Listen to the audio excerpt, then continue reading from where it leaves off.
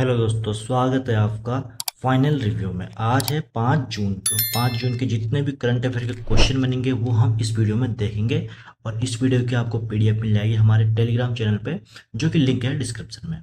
चलिए, class start करने से पहले हम बात करेंगे आज के मोटिवेशन ऑफ द डे की, जो कि है कल को आसान बनाने के लिए आज आपको कड़ी मेहनत करनी ही पड़ेगी। आपकी आज की छोटी सी कोशिश आपके कल की बड़ी जीत का सफर यहाँ पे तय कर सकती है, बड़ी जीत तय कर सकती है। तो जाहिर सी बात है, अगर आज आप मेहनत कर लेंगे तो आपको कल क्या है, आराम से मेहनत आपकी फल लेके आएगी। लेकिन अगर आज आप कोशिश ही नहीं करेंगे तो कल यहाँ पे आप कैसे जीत पाएंगे।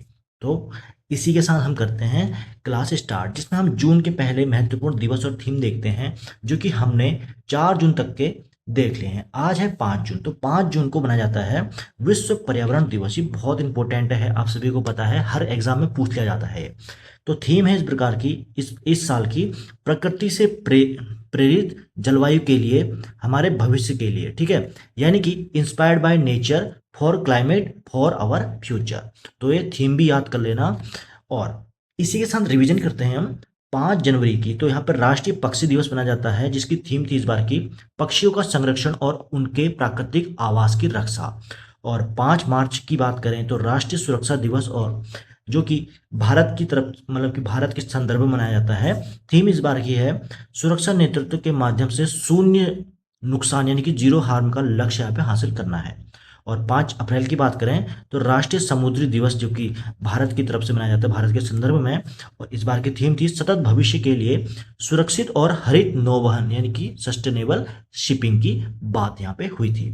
अब बात करेंगे दोस्तों आज के पहले करंट अफेयर क्वेश्चन की, जो कि है उत्तराखंड से रिलेटेड।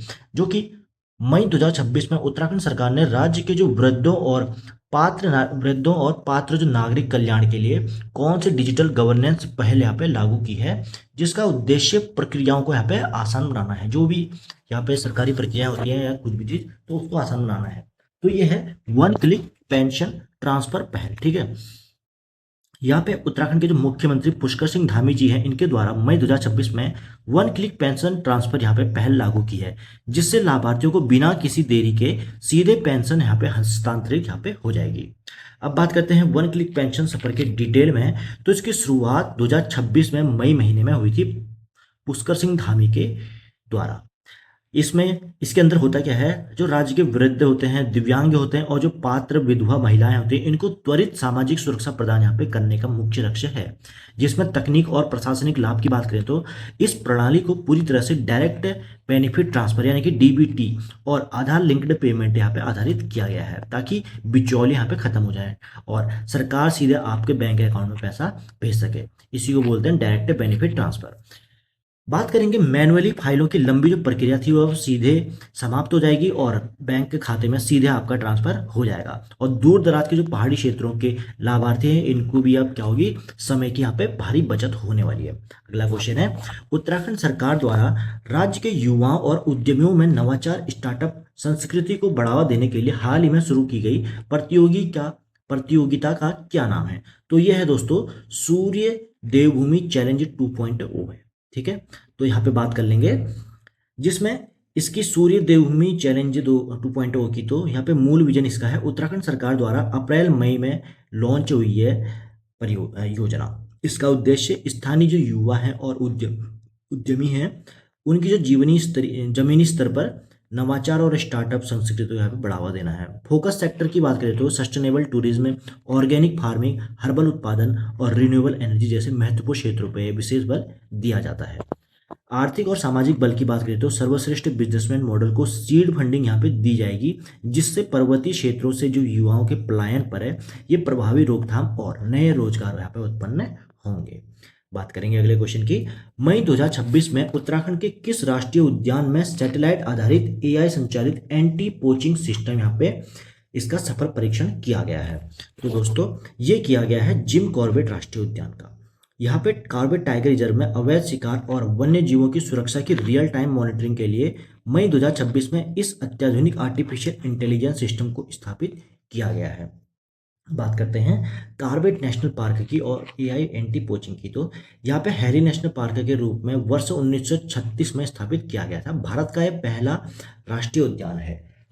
पहले इसका नाम हैरी नेशनल पार्क था और उसके बाद यहाँ पे और 1956 में यहाँ पे क्या बोलते हैं, जो प्रसिद्ध यहाँ पे संरक्षणवादी या कह लो उनके पर्यावरणविद थे, तो क्या बोलते हैं, जो जिम कॉर्बेट थे, उनके याद में यहाँ पे इनका नाम पड़ा। ठीक, बात करेंगे मई 2026 में परीक्षित अत्याधुनिक सिस्टम जो कि आर्टिफिशियल इंटेलिजेंस है, रियल टाइम कैमरे की थर्मल सेंसर से यहाँ पे लैस है, जो कि घने जंगलों में निर्बाध नेटवर्क के हेतु सैटेलाइट आधारित यहाँ पे ट्रांसमिशन क्रियान्वित किया जाएगा इससे। देश के सबसे बड़े जो बाघों के गढ़ है नैनीताल और पौड़ी गढ़वाल, इसकी अवैध सुरक्षा यहाँ पे सुनिश्चित करता है। अगला क्वेश्चन है केदारनाथ धाम के गर्भगृह और परिसर की सुरक्षा तथा डिजिटल प्रबंधन को मजबूत करने के लिए जून 2026 में केदारनाथ उत्थान चैरिटेबल ट्रस्ट द्वारा कौन सी तकनीक यहाँ पे लागू की गई है?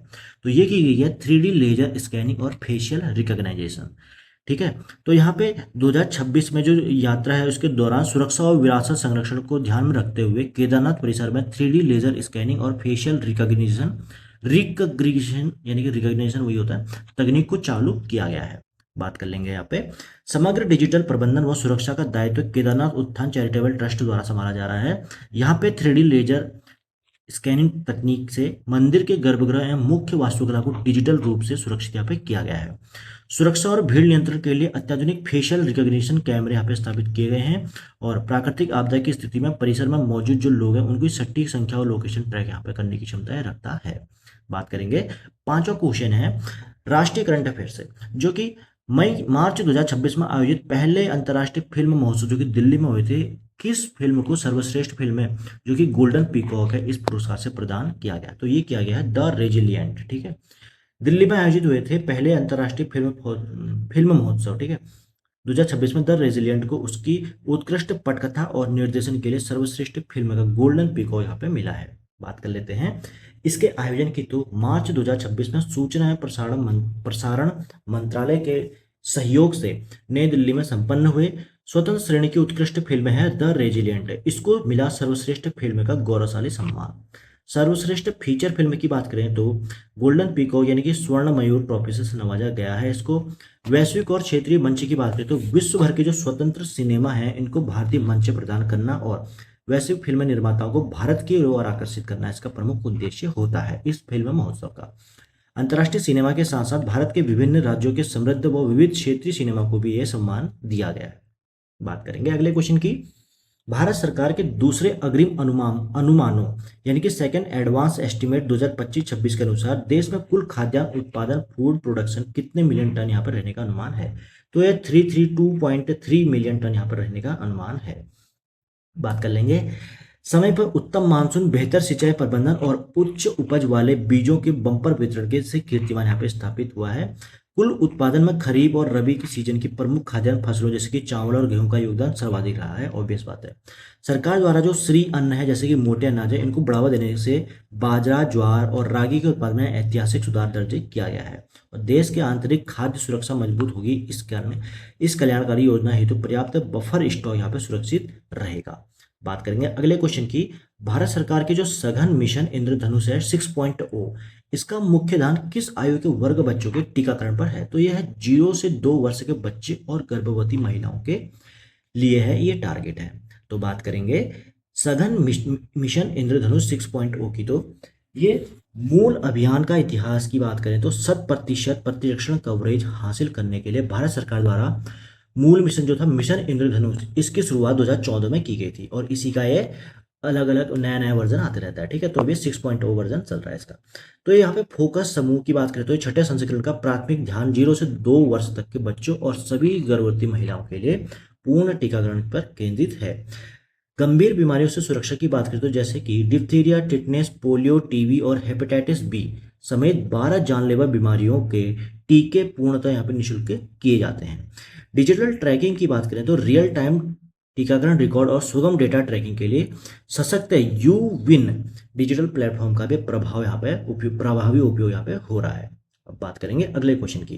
केंद्र सरकार द्वारा तीव्र औद्योगिक विकास के लिए शुरू की गई भव्य BHAVY योजना का मुख्य उद्देश्य क्या है? तो भव्य योजना का मुख्य उद्देश्य है विनिर्माण क्षेत्र में अत्याधुनिक तकनीक और बड़े पैमाने पर बुनियादी ढांचे का विकास यहाँ पे करना है। तो बात कर लेते हैं भव्य योजना की। तो राष्ट्रीय विजन की बात करें तो भारत को वैश्विक विनिर्माण महाशक्ति जबकि ग्लोबल मैन्युफैक्चरिंग हब के रूप में मजबूती से स्थापित करने का केंद्र सरकार का महत्वाकांक्षी संकल्प ये है।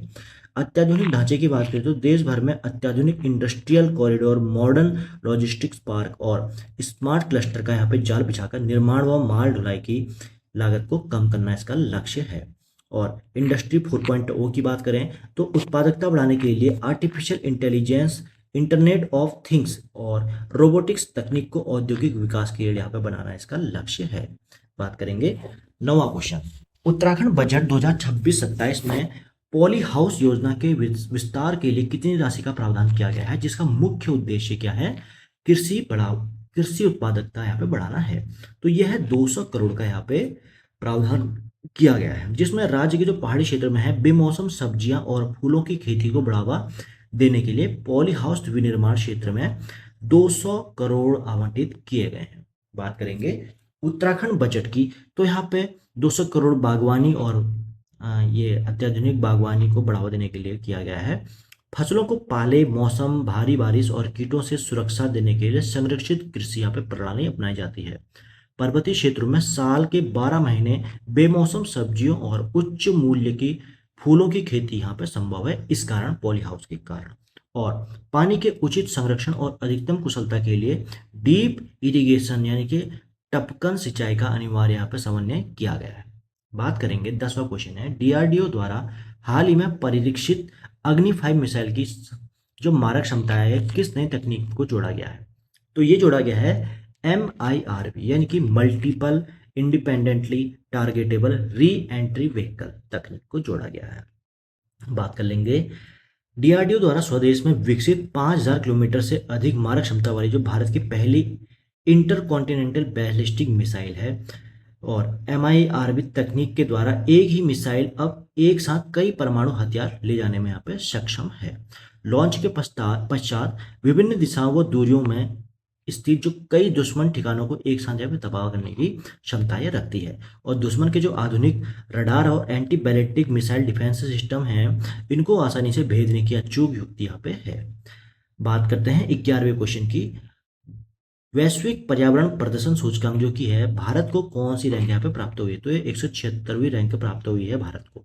बात करेंगे इसमें 176वीं रैंक के साथ वैश्विक पर्यावरण प्रदर्शन सूचकांक 2026 में भारत अंतर्राष्ट्रीय स्तर पर येल और कोलंबिया यूनिवर्सिटी द्वारा संयुक्त रूप से तैयार की जाती है ये सूचकांक। और मुख्य रूप से मानक के जो है वायु एयर क्वालिटी, ठोस कचरा प्रबंधन और जैव विविधता संरक्षण और जलवायु परिवर्तन के प्रयास यहाँ पर देखे जाते हैं। शहरी क्षेत्रों में जो तीव्र PM यानी कि PM 2.0 है, वायु प्रदूषण और अपशिष्ट निस्तारण की जो चुनौतियां हैं, रैंकिंग में गिरावट का मुख्य कारक यहाँ पे है। निवारक लक्ष्य की बात करें तो पंचामृत संकल्प के तहत 2070 तक देश को नेट जीरो कार्बन उत्सर्जक यहाँ पे बनाना है। बात करेंगे आज के लास्ट क्वेश्चन की जो कि है भारतीय रिजर्व बैंक द्वारा लॉन्च किए गए मनीमय, ठीक है, मनी ऐप का उन्नत संस्करण वर्जन 2.0 मुख्य रूप से किस वर्ग की सहायता के लिए डिजाइन किया गया है? तो ये किया गया है दृष्टिबाधित व्यक्तियों को करेंसी नोटों की सही पहचान कराने के लिए। बात करेंगे इसके तो उन्नत AI और मूल कार्य की बात करें तो दृष्टिबाधित लोगों की सहायता हेतु रिजर्व बैंक द्वारा 2020 में जनवरी में लॉन्च किया गया था ये मनीमय ऐप। वर्ष 2026 में नए संस्करण यानी कि 2.0 के साथ उन्नत मशीन लर्निंग और कृत्रिम बुद्धिमत्ता यानी कि AI एल्गोरिदम से हम यहाँ पे समाहित किए गए हैं। इसके अंदर ऐप दृष्टिबाधित लोगों को कैमरे के सम्मुख नोट रखकर उसकी सटीक पहचान करने की सुविधा प्रदान करता है।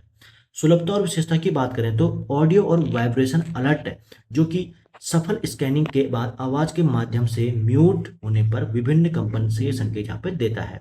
और ऑफलाइन और बहुभाषी की बात करें तो बिना इंटरनेट के भी सुगमता से काम करता है और देश के प्रमुख क्षेत्रीय भाषाओं में अपनी सेवा यहाँ पे प्रदान करता है। तो दोस्तों ये थे इंपोर्टेंट आज के करंट अफेयर। अब बात करेंगे हम कल के पूछे हुए क्वेश्चन की, जिसमें पूछा था भारतीय संविधान के अनुच्छेद किस अनुच्छेद के तहत संसद को ये शक्ति प्राप्त है कि वो राज्यों के क्षेत्रों, सीमाओं और नामों में परिवर्तन कर सकती है और इसके लिए राष्ट्रपति की पूर्व सिफारिश भी आवश्यक है। तो यह अनुच्छेद 3 के तहत होता है, जिसमें संसद क्या करती है, नए राज्यों के गठन और मौजूद राज्यों के नाम, सीमा या क्षेत्र में बदलाव करने का अधिकार यहाँ पे देता है। ऐसा विधेयक राष्ट्रपति की पूर्व सिफारिश पर ही संसद में पेश किया जाता है। और आज का क्वेश्चन ऑफ द डे है, उत्तराखंड के भू आकृतिक प्रभागों यानी कि जियोमॉर्फोलॉजिकल डिवीजन के संदर्भ में निम्नलिखित कथनों पर यहाँ पे विचार करना है। तो पहला कथन है, मुख्य केंद्रीय आक्षेप यानी कि मेन सेंट्रल थ्रस्ट एमसीटी बृहद हिमालय यानी कि ग्रेटर हिमालय और लघु हिमालय के बीच में है, कह लो, या अलग करता है। तो एक ही बात है। तो ये क्वेश्चन, पहला कथन सही है गलत है आपको बताना है। और दूसरा है, लघु हिमालय क्षेत्र में जीवाश्म यानी कि फॉसिल प्रचुर मात्रा में पाए जाते हैं, जबकि बृहद हिमालय की चट्टानें पूरी तरह जीवाश्म विहीन हैं।